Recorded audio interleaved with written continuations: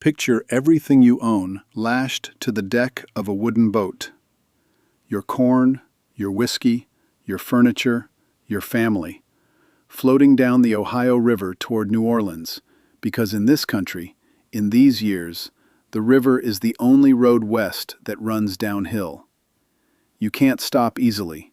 You can't turn around. The current has you. And somewhere ahead, on a bluff on the Illinois shore, there is a cave in the rock with a painted sign at its mouth. Liquor vault and house for entertainment. A warm light. A place to tie up for the night. For a lot of boat crews, it was the last mistake they ever made. For nearly 40 years, every family that floated past the future Jackson Purchase ran a gauntlet of river pirates. And the most dangerous one of all wasn't hiding in a cave. He owned the ferry. Welcome back to Dark History of the Jackson Purchase. Today, the river pirates of the Lower Ohio, Samuel Mason, the Harpe brothers, and the respectable Livingston County gentleman who was secretly the boss.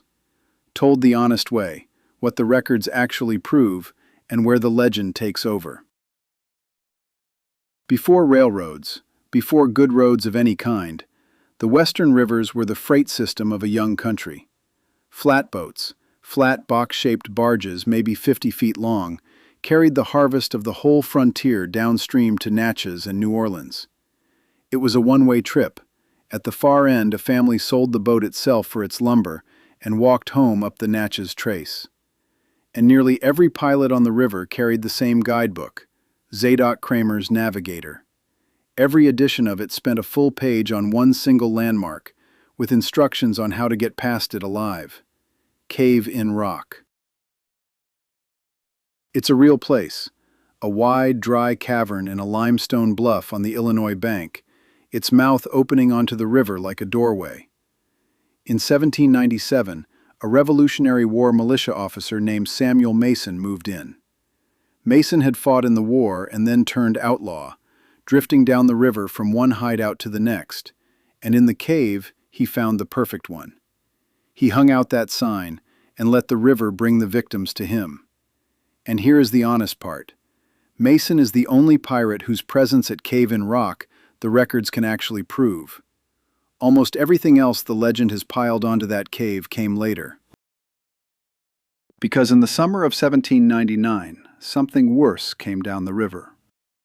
Two men who called themselves the Harpe brothers, Micajah, known as Big Harpe, and Wiley, known as Little Harpe. They weren't in it for cargo. They killed for its own sake, close to 40 people across Tennessee, Kentucky, and Illinois by their own count. They took shelter in the cave with Mason's gang, and they were so savage, stripping captives and throwing them off the top of the bluff for sport, that Mason threw them out. The outlaws had found an outlaw even they couldn't stomach. That August, a posse ran Big Harpe down and shot him, cut off his head, and nailed it to a tree at a crossroads in Webster County that people still call Harpe's Head to this day. Which brings us to the man this story is really about. Over on the Kentucky side, near the little town of Toulouse in Livingston County, the county that borders the Purchase, lived a man named James Ford. On paper, James Ford was a pillar of the community, a captain in the Kentucky militia, later a major in the Illinois Territory militia, a prosperous landowner, a gentleman who held public office. And James Ford owned the ferry. He controlled the crossing where the river road and the overland road met, the choke point every traveler had to pass through, which meant the respectable Major Ford knew exactly who was carrying money, exactly when they'd be on the water, and exactly where the lonely stretches were. The Ford's ferry gang preyed on the same travelers that Ford's own ferry served. The man selling you safe passage owned the ambush. Now, honesty, because that's the whole point of this series. Cave-in-Rock and Ford's Ferry both sit just up the river from the 8 counties of the Jackson Purchase, not inside them. So, why is this our story? Because the Gauntlet ran straight through home.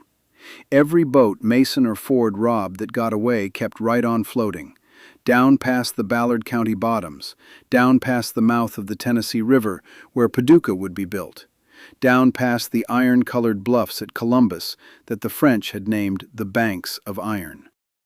Those were the marked waypoints in every pilot's guidebook. And here's the part people forget. Through most of these years, the Kentucky shore itself was still Chickasaw land, not open to settlement until Andrew Jackson's purchase of 1818. So, on one side of your boat, Illinois, and a cave full of killers. On the other side, mile after mile of empty wilderness bank. That emptiness is exactly why the river was such good hunting. The victims ran the gauntlet along the doorstep of a country that didn't officially exist yet. This is also where I have to slow down because this subject is drowning in tall tales. Almost everything we can actually prove comes from a single, careful book, Otto Rothert's Outlaws of Cave-in-Rock, published in 1924, and Rothert spent the whole thing separating the record from the rumor. So, the counterfeiters people loved to place inside the cave? Their fort was real, on a bluff nearby, but the cave part is legend. The lurid body counts pinned on Ford's gang? Mostly folklore. Even the Harpes are half legend by now. What survives the record is bad enough on its own. And the record ends the same way for all of them. Samuel Mason moved his operation down to the Mississippi and the Natchez Trace. There is a Spanish passport, issued to him at New Madrid in 1800, that still survives to prove it. In 1803, 2 of his own men murdered him for the bounty on his head. When they rode in to collect it, they were recognized as wanted outlaws themselves. One of them was Little Harpe, and both of them were hanged. And James Ford, the respectable major, the ferryman? On a July day in 1833, members of his own gang ambushed him and shot him dead at his own ferry. The ferryman never made it across. The pirates are gone. The cave is a quiet state park now. Ford is buried in a family plot up in Livingston County. But the river is exactly where it always was, sliding past Columbus, past Paducah, past the Ballard bottoms. The same water that carried the flatboats, and the same water that carried the men who hunted them. The villains lived just upriver. The gauntlet ran through home. There are more of these, stories the Jackson Purchase would rather forget. You'll find every one of them on our YouTube channel, Dark History JP. Subscribe, and the next one finds you.